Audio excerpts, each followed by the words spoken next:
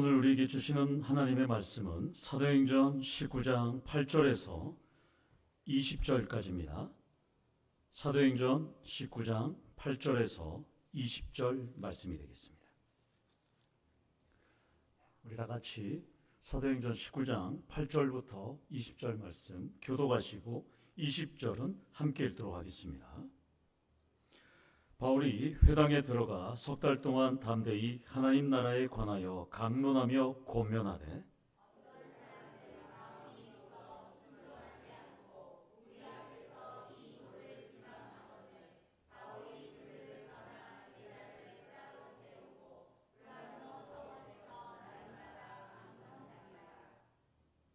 두 해 동안 이같이 하니 아시아에 사는 자는 유대인이나 헬라인이나 다 주의 말씀을 듣더라. 심지어 사람들이 바울의 몸에서 손수건이나 앞치마를 가져다가 병든 사람에게 얹으면 그 병이 떠나고 악기도 나가더라.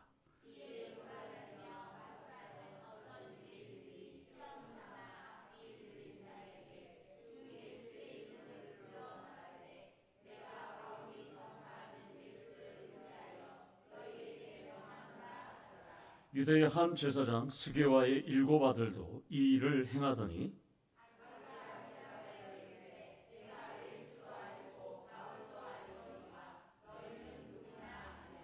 악기 들린 사람이 그들에게 뛰어올라 눌러 이기니 그들이 상하여 벗은 몸으로 그 집에서 도망하는지라.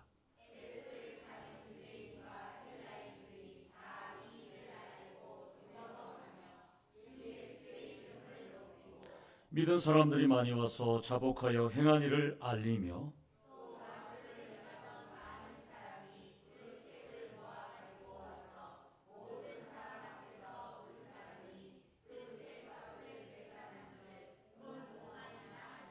함께 읽겠습니다. 이와 같이 주의 말씀이 힘이 있어 흥왕하여 세력을 얻으니라. 아멘.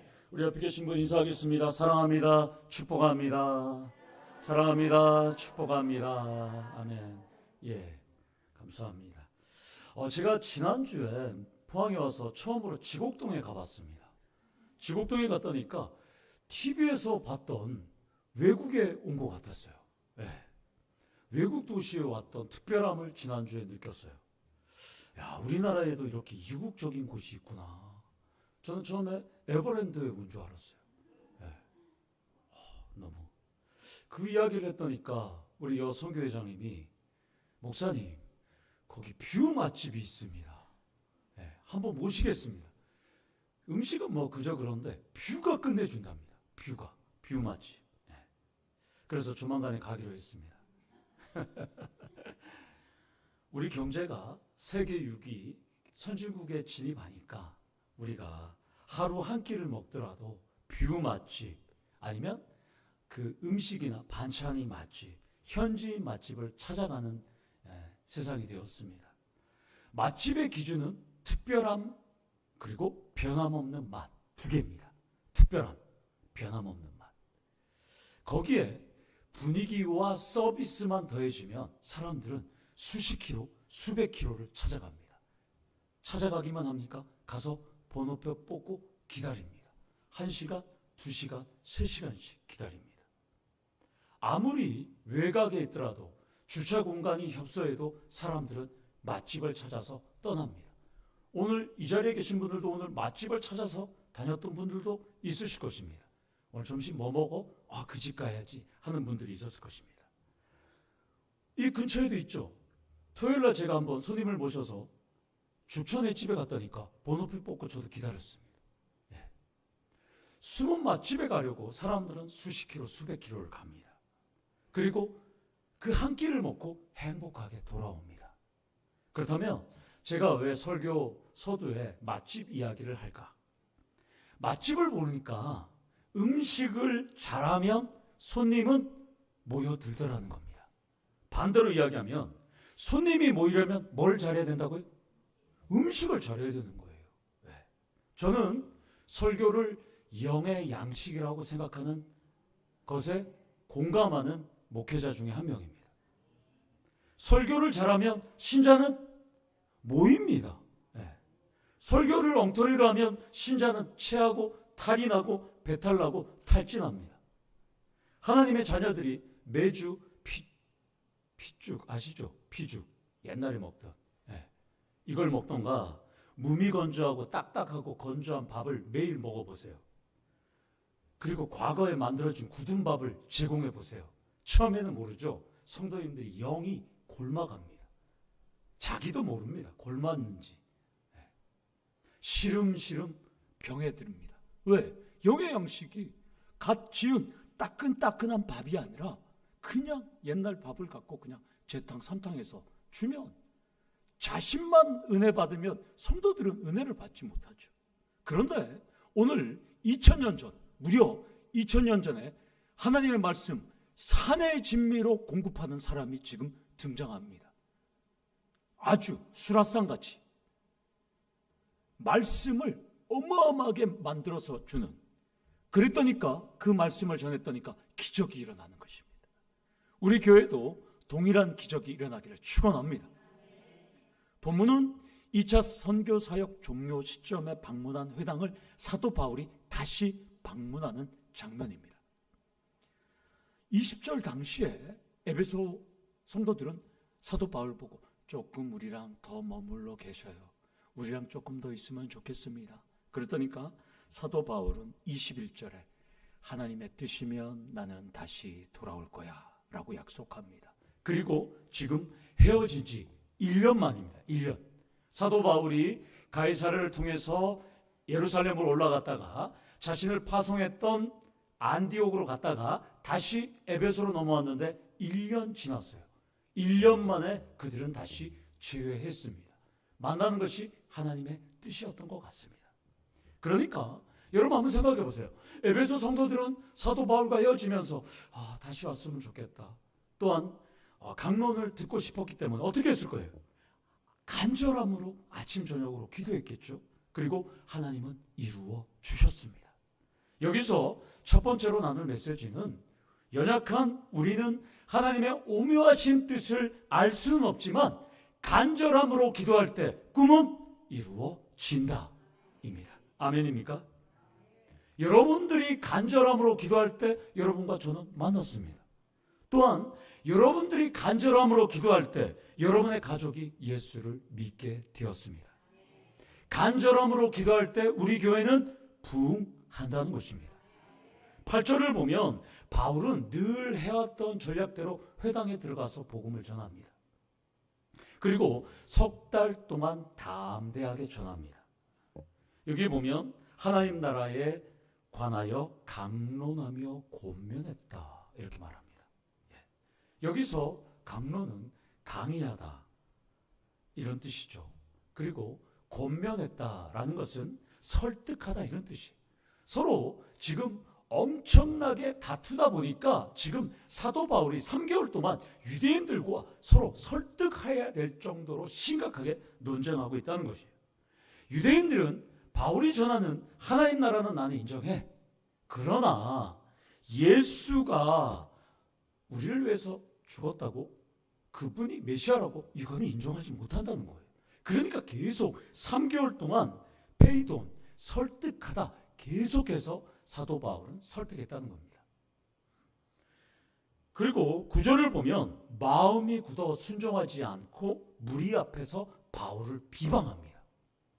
마음이 굳다, 이 헬라어 스크레니노라는 이 동사는 주로 돌이킬 수 없는 배교의 상태를 의미합니다. 그러니까 이들은 지금 돌이킬 수 없는 상태예요. 그래서 사도 바울을 계속 엄청나게 공격합니다. 이것이 출애굽기에 바로가 하나님께서 그 마음을 완악하게 만들다라는 동사랑 똑같은 동사예요. 그러니까 이 사람들은 지금 완악한 상태예요. 이 완악한 사람들이 바울을 지금 집요하게 공격합니다. 그래서 마음이 굳다와 순종하지 않았다는 미완료 동사예요. 그러니까 이들은 3개월 동안 사도 바울을 계속해서 공격했어요. 네. 반발하고 저항했다라고 말씀합니다. 사랑하는 성도 여러분, 이 말씀을 통해서 은혜를 받으셔야 돼요. 위로를 받으셔야 돼요. 여러분들이 이 말씀을 통해서 최고 전도자 바울의 가르침도 사람들이 거부했어요. 비방했어요. 하물며 여러분들 어떻겠어요? 여러분들 사도 바울보다 뛰어납니까? 아니죠. 네. 우리 조명성도 태어나갖고 와갖고 네. 살이 쪽 빠져갖고 저는 못 알아봤어요. 네, 쪘어요. 네. 최고의 전도자 바울의 가르침도 완악한 사람들이 있었어요. 하물며 여러분들이 가정이나 여러분들의 자녀나 여러분들의 이웃이나 여러분들이 아는 분들에게 예수 믿으세요 이러면 완악한 사람들이 있다고요. 네. 위로를 받으셔야 되는 거예요. 네. 여러분 곁에 계신 분들이 하루아침에 변한다면 그 사람들은 사람이 아니라 동물입니다. 네. 하루아침에 변할 수가 없어요. 사람은. 네. 바울도 지금 고집불통을 만났어요. 지금. 그러니까 오늘 이 말씀에 위로를 받고 여러분들은 더욱더 분발하셔야 한다는 것입니다. 아멘이십니까? 그런데 지금 보니까 9절 하반절에 보니까 사도 바울이 3개월 동안 해당해서 가르친 다음에 서로 심각하게 논쟁한 다음에 하반절에 보면 제자들을 따로 세우고 두란노 서원에서 강론했다라고 지금 전하고 있습니다. 그러니까 위로가 되는 거예요. 지난 석 달 동안 고집불통도 있었는데 진짜 벽인 사람들도 있었는데 구원의 결실도 있었다는 거예요. 지금 이 회당에서 믿지 않는 사람이 있었는데 거기서 믿은 사람들을 데리고 사도 바울은 두란노 서원을 만들어서 지금 가르치고 있습니다. 이 서원으로 번역된 헬라어가 스콜레입니다. 이것이 영어로 번역이 되면 스쿨이 됩니다. 스쿨, 학교. 그래서 강의실, 또한 강연장, 학교 이런 뜻이에요. 그러니까 사도 바울은 지금 공간, 큰 곳을 지금 빌려서 임대를 해서 지금 뭐 임대를 했는지 샀는지 누가 제공했는지 몰라도 지금 그곳에서 제자들과 함께 훈련하는 기간을 지금 갖게 됩니다. 별도 공간이 있었을 만큼 많은 사람들이 지금 회심했어요. 지금 열매를 거뒀다라고 말합니다. 여기서 우리가 두 번째로 나눌 메시지는 복음을 전하면 고집불통도 만나고 저항도 크지만 더 큰 구원의 결실을 기대하면서 포기하지 마셔야 한다는 것입니다. 일부 사본에 의하면 서방 사본에 보면 바울은 지금 두란노 서원에서 매일 오전 11시부터 오후 4시까지 가르쳤다라는 이 사도행전 다른 사본 중에 그렇게 기록되는 게 있어요. 당시 중동 지방은 더웠기 때문에 2000년 전에는 오전 11시부터 오후 4시까지는 일을 안 하고 취침을 하거나 쉬었다고 합니다. 그렇기 때문에 지금 사도 바울은 그 쉬는 시간을 이용해서 제자들을 불러서 가르쳤다는 거예요. 지금 물론 지금 그러면 여기서 보면 아시아의 모든 사람들을 가르쳤다고 그러잖아요. 이거는 다 가르친 것이 아니라 당시 에베소 인구가 2000년 전에 25만이었어요. 그리고 그 주변 지역까지 합하면 우리 포항 지역의 인구보다는 더 많습니다. 그런데 그러면 사도 바울이 2년 동안 50만 명을 다 가르쳤느냐? 그것이 아니라 두란노 선에서 수많은 기라성 같은 제자들이 배출됩니다. 그 기라성 같은 제자들이 이제 이 아시아로 가서 다 가르침의 사역을 감당했다는 뜻이에요. 그래서 그들이 복음을 전했다라는 이 누가의 표현인 것이죠. 바울은 회당에서 3개월 동안 거침없는 전투를 치렀습니다. 그리고 반면에 2년 동안에는 아무런 저항도 없이 순풍에 돛단 것처럼 지금 복음을 전하고 있어요. 여기 보니까 다 주의 말씀을 듣게 되었다라고 기록합니다. 그래서 에베소에 있는 동안, 지금 있는 동안 사도 바울은 고린도 전후서를 기록합니다. 이곳에서. 그럴 때 사도 바울은 이때의 느낌을 고린도 전서 16장 8절에 여기 있으면서 기록했던 그 말씀 16장 8절에 이렇게 얘기합니다. 내게 광대하고 유효한 문이 열렸으나 이렇게 말합니다. 지금 에베소에서 2년 동안 두란노 서원에서 가르치는 이 2년 동안 하나님께서는 광대하고 유효한 문을 열어주셨다라고 사도 바울은 고백합니다. 사랑하는 성도 여러분, 2024년 우리 교회는 태의 문을 열어주소서입니다. 우리도 에베소 교회처럼 광대하고 유효한 문이 2024년 하반기에 열려지기를 축원합니다. 2024년 우리 이춘희 권사님 기도했듯이 우리가 이 새성경 축제를 앞두고 있는데 포항과 경북 지역을 선도하는, 정말 이 지역을 살리는 교회가 될 수 있도록 우리가 전하는 다 주의 말씀을 듣고 그들이 예수께 돌아와 우리와 함께 예배드리기를 축원합니다. 아멘. 그랬더니까 11절과 12절은 2년 동안 두란노 소원에서 이제 복음을 전했더니까 어떤 결과가 일어난지 소개합니다. 그런데 여러분들이 여기서 오해하지 말아야 될 것은 11절의 주어는 하나님입니다. 사도 바울이 아닙니다. 하나님입니다. 하나님이 바울의, 우리 한번 읽어볼까요? 11절 시작.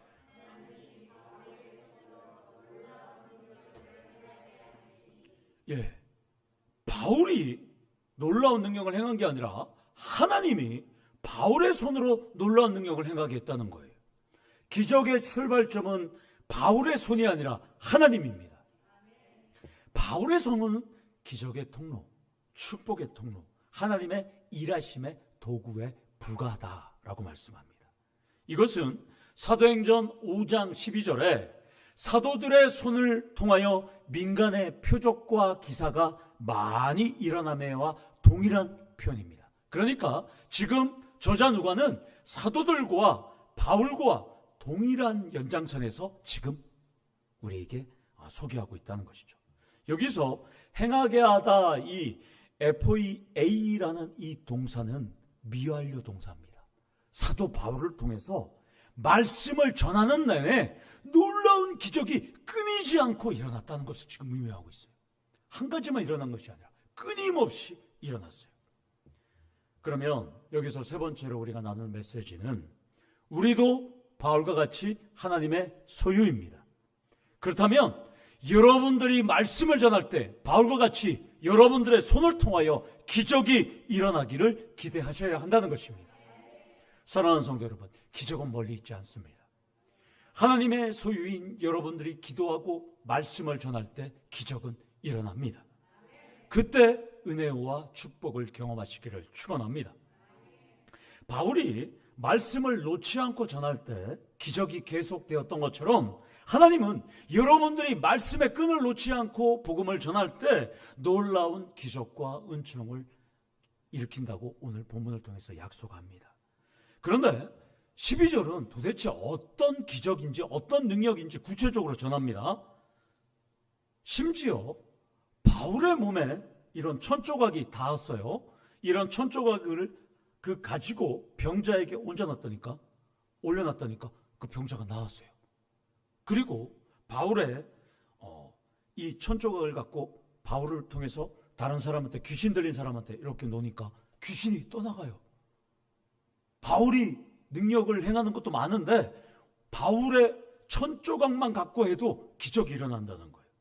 여기서 나오는 손수건, 이 수다리아는 중동 지방에서 머리에 땀이 나니까 머리에 두건을 이렇게 두르는 거예요. 우리가 여름에 더우면 찜질방 가면 뭐 양처럼 해갖고 이렇게 하잖아요. 그 머리에 땀이 나오는 걸 흡수하는 것처럼 그런 손수건을 가지고 와갖고 하는 거예요. 그리고 앞치마는 여러분들이 집에서 주방에서 쓰는 앞치마 같이 그 일할 때 뭐 청소할 때 그걸 가지고 가갖고 사람들한테 얹어놓으니까 병자는 일어나고 악기는 떠났다는 거예요. 지금 이것은 사도행전 5장 15절에서 16절 연장선에서 베드로가 지나갈 때 사람들이 베드로의 그림자만 닿아도 낫는 거랑 똑같은 거예요. 그래서 사람들이 베드로 지나갈 때 베드로 그림자에 막 사람들이 갔다. 이 본문하고 지금 연결시켜서 누가는 말씀하고 있습니다. 그러니까 우리 바울이 베드로 사도들과 동일 연장선에 있다라고 지금 표현하고 있는 거죠. 그렇다면 수요예배 우리 용사들도 기도로 질병에서 해방되고 악기가 떠날 뿐만 아니라 여러분들이 닿았던 모든 곳에서 기적이 일어나기를 축원합니다. 바울이 선교 사역을 열심히 감당하고 있자 말씀을 전할 때 놀라운 기적이 일어나자 바울을 흉내내다가 망신당한 에피소드를 지금 등장시키고 있습니다. 13절을 보면 지역을 순회하면서 귀신을 쫓아내던 전문 축기 사역자가 있었습니다. 그리고 이 사람들은 이름은 나오지 않는데 유대인 전문 축기 사역자였어요. 이들은 자신들이 행하던 주술로 이 귀신을 쫓아내지 않고 이들은 어떻게 하냐면 예수의 이름을 사용합니다. 이들이 갑자기.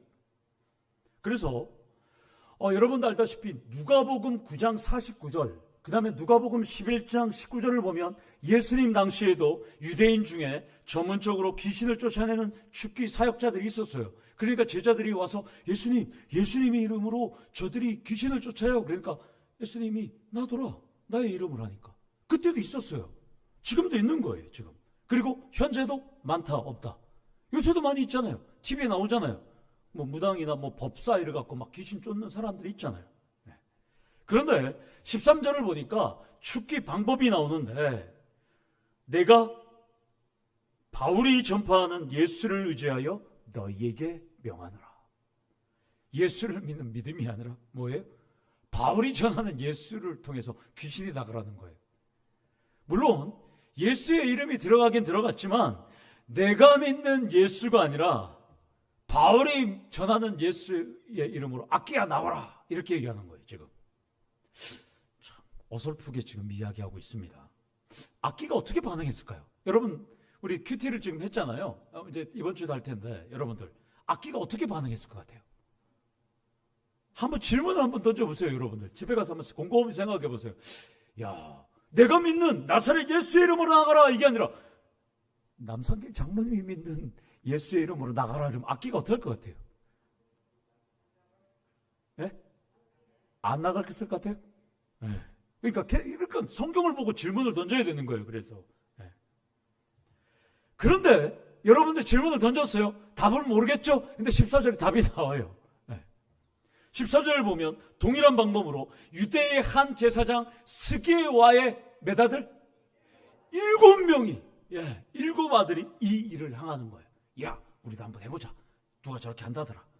자, 문헌을 조사해보니까 스게와는 유대인 제사장의 명단에는 없어요. 목록에는 없어요. 그래서 학자들은 여러 가지 논란은 있지만 이 스게와는 제사장을 사칭한다라고 보고 있어요.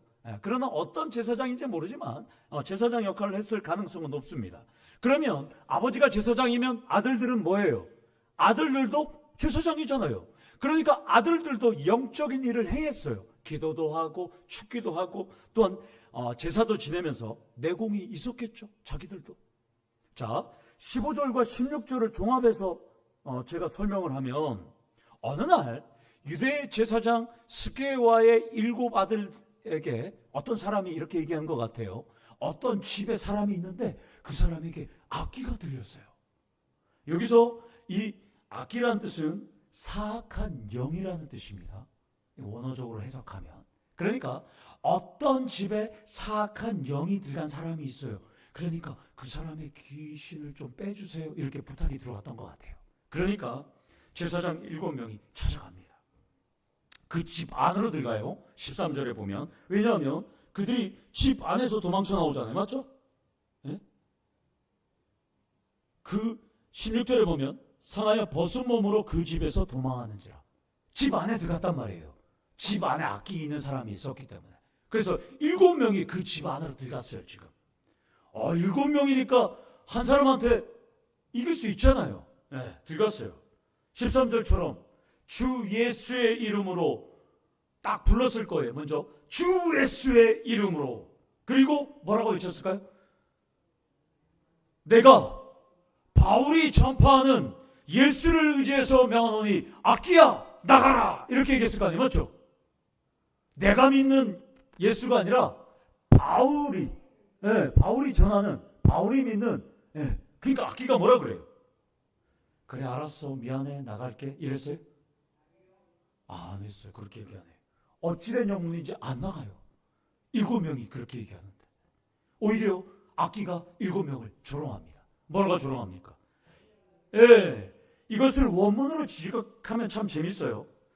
참으로 내가 예수도 알고 그 바울도 아는데 너희는 도대체 누구야? 이렇게 얘기해요. 악기가. 내가 바울도 알고 예수도 아는데 너희들은 도대체 누구야? 이렇게 얘기해요. 좀 나가줬으면 좋은데 7명이. 이것을 보면 여러분들이 귀신을 쫓을 때 어떻게 쫓는지 이 귀신이 우리에게 정답을 알려줘요. 제가 이걸 보면서 설교를 준비하면서 야, 귀신이 도망갈 수 있는 정답을 공개해 줬어요. 뭐냐? 예수의 이름. 예수의 믿을 때, 예수님을 믿고 예수의 이름을 전파할 때 악기는 나간다, 안 나간다? 나간다. 악기가 지금 얘기해줘요. 그런데 이들은 예수님 믿지도 않고 바울이 전하는 예수를, 바울이 예수님을 믿었고 예수의 이름으로 권세, 예수의 능력을 의지해서 귀신을 쫓아낸 것이지 마술사처럼 수리수리 마수리 이렇게 해서 나가라, 이건 아니지 않습니까? 그러자 악기는 지금 조롱할 뿐입니다. 집안에 있던 악기는 7명의 제사장을 조롱한 다음에 갑자기 자기가 들어가 있는 사람을 조종합니다. 이제 뛰어 올라서 7명을 그냥 눌러버려요. 한 명의 악기가. 누른다, 카타, 큐리오, 이 단어는 주권자로서 다스린다. 그러니까 7명은 깔려서 아무런 저항도 못한다, 이런 거예요. 지금 여기서 상하다라는 이 헬라어 동사는 상처를 입었다는 뜻이에요. 상처를, 어떤 상처를 입었냐? 눈은 멍들고 코피는 터지고 온몸은 타박상을 입었다는 뜻이에요. 이게 헬라어 테트라우 마티스 메노스라는 이 단어는 온몸에 상처를 입고 완전히 그냥 우리로 말하면 눈탱이가 어떻게 됐다? 밤탱이가 될 정도로 7명이 그냥 코피까지 흘리고 막 옷은 다 찢어져서 지금 그런 거예요. 16절 하반절을 보면 악령이든 한 사람한테 이 7명이 얼마나 일방적으로 두들겨 맞고 얼마나 정신이 없었던지 벗은 몸으로 집에서 나와서 7명이 도망가는 거예요. 야, 7명이 다 들어가서 야, 우리가 7명이 한 명 못 당하겠냐 하고 들어간 거예요. 거기서 완전 그냥 홀떡볶고 도망. 밖에 사람들이 있었을까 없었을까요? 동네 사람들 다 구경했을 거예요 지금. 근데 다 후다닥 하고 나오는 거예요. 알몸으로 완전히 케어패 당했어요. 네, 다 후다닥 하고 나오는 거예요. 알몸으로 완전히 케어패 당했어요. 악기한테, 악령한테. 그렇다면 이제는 와, 사탄이 최고다 이래야 되잖아요.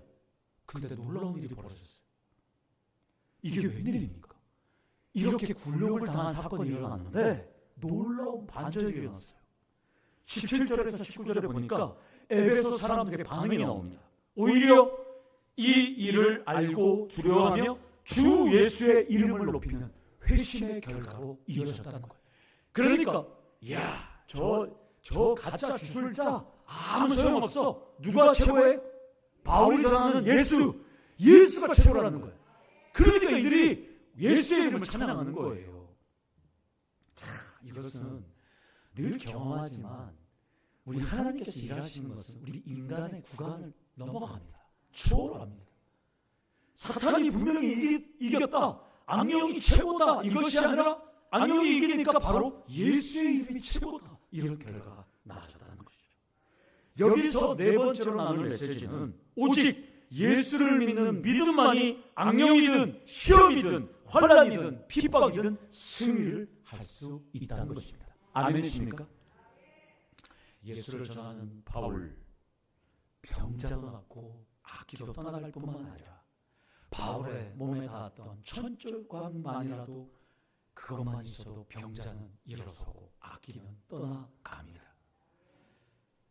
유대인 제사장 7명은 악령이 걸린 한 사람에게 당해서 도망갔던 소식이 에베소에 다 퍼져요.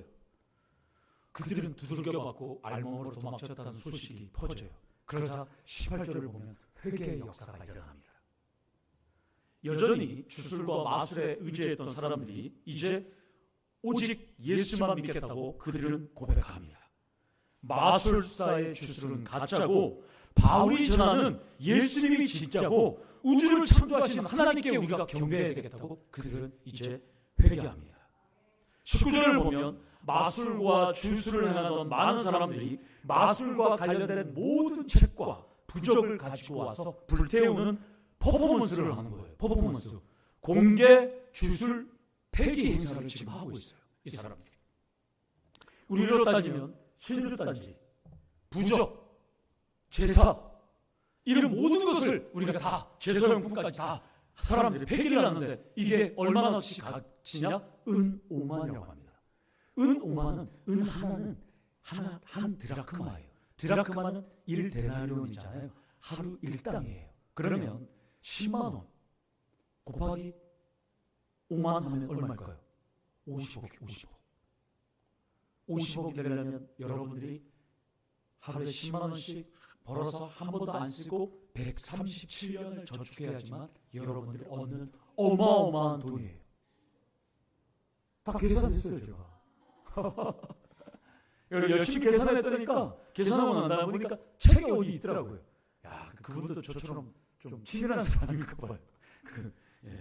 데럴복 교수님이라고 누가복음 주석에서는 전 세계 최고예요. 제가 참 좋아하는데 그 교수님도 계산을 했더라고요. 제가 계산했다니까 136.6666년이더라고요. 그런데 보니까 137년인데 어마어마한 돈이잖아요. 50억을 불태워요 지금.